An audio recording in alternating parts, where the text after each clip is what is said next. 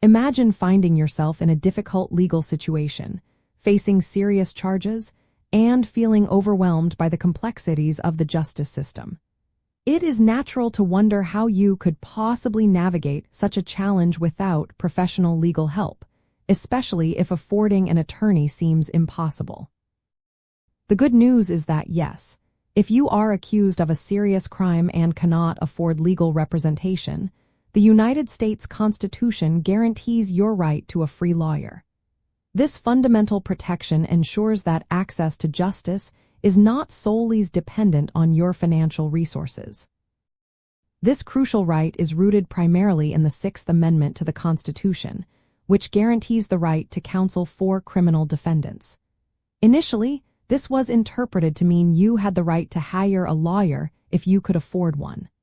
However, the interpretation evolved to address the reality that many individuals simply cannot pay for legal services.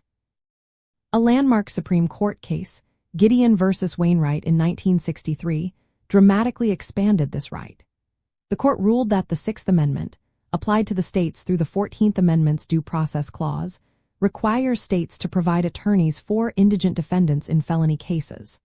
This means that if you are facing a serious criminal charge and are considered indigent or unable to afford legal counsel, the court must appoint a lawyer for you. The determination of indigence varies slightly by jurisdiction, but generally involves assessing your income, assets, and financial obligations against a set standard.